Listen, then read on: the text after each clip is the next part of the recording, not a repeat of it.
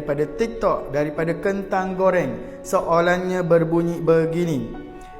Isteri saya seorang suri rumah dan setiap hari apabila saya pulang daripada kerja, isteri saya suka cari gaduh ataupun membebel tanpa sebab. Apakah yang saya harus lakukan? Tolonglah saya. Okey, soalan kegemaran saya dan jawapan dia sangat mudah. Saya suka soalan ni. Untuk semua suami-suami di luar sana, terutamanya yang mempunyai isteri suri rumah.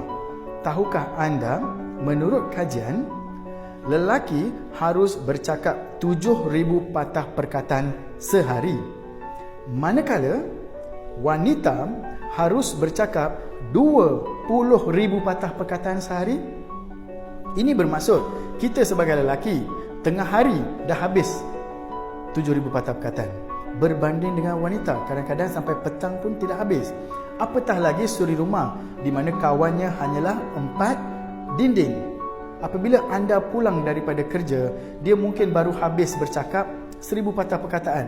Dia masih ada 19,000 patah perkataan yang harus dia ucapkan.